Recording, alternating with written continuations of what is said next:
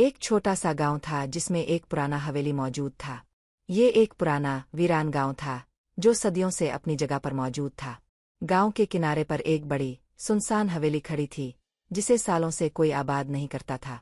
लोगों का कहना था कि हवेली में एक बदरू बसती थी। गांव के लोग कहते थे कि हवेली में एक बदरू का बसेरा है। लोगों का मानना था कि इस बदरू की वजह से कई लोग इस हवेली के करीब नहीं जाते थे, खास तौर पर रात के वक्त। रात को चीखों और रोने की आवाज़ें आती थी। लोगों का कहना था कि जब रात ढलती थी तो हवेली से चीखों और रोने की खौफनाक आवाज़ें सुनाई देती थीं। ये आवाज़ें इतनी डरावनी थीं कि गांव वाले हवेली के करीब से भी गुजरने से डरते थे। एक दिन एक नौजवान ने चैलेंज कबूल किया कि वो हवेली में रात गुजारेगा। एक दलेर नौजवान जो अपनी बहादुरी के लिए मशहूर था, इसने चैलेंज कबूल किया कि वो हवेली में पूरी रात गुजारेगा और उन आवाज़ों के पीछे का राज जानने की कोशिश करेगा।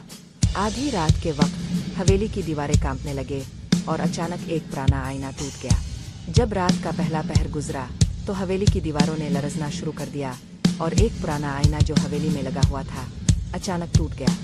इस आईने में एक बदरू नजर आई जिसकी आंखें सुर्ख थी। टूटे हुए आईने में इस नौजवान ने एक बदरू की तस्वीर देखी जिसकी आंखें सुर्ख थी और इसका चेहरा खौफनाक था। नौजवान भागना चाहता था लेकिन इसके कदम जिम चुके थे।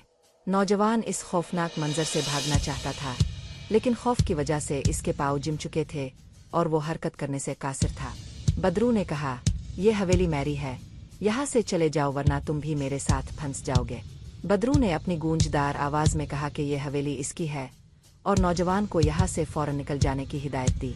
बदरू ने धमकी दी कि अगर वो यहाँ रुका तो वो हमेशा के लिए फंस जाएगा। नौजवान ने सारी ताकत जमा की और बाहर की तरफ भागा। नौजवान ने अपनी सारी हिम्मत इकट्ठी की और जल्दी से हवेली से बाहर की तरफ भागने लगा। गांव के लोगों ने सुबह देखा कि नौजवान का चेहरा सफेद था और वो बेहोश था। सुबह जब गांव के लोग हवेली के करीब पहुंचे तो उन्होंने देखा कि नौजवान का चेहरा बिल्कुल सफेद हो चुका था और वो बेहोश पड़ा था। जब इसे होश आया, इसने बताया कि इसने हवेली में क्या देखा। जब नौजवान को होश आया तो इसने गांव वालों को सारी कहानी सुनाई और बताया कि हवेली में क्या खौफनाक वाकयात पेश आए थे। इस दिन के बाद कोई भी हवेली के करीब नहीं गया। इस वाकये के बाद कोई भी गांव वाला हवेली के करीब जाने की जुर्रत नहीं करता था क्योंकि हर कोई बदरू के खौफ में मुब्तला था।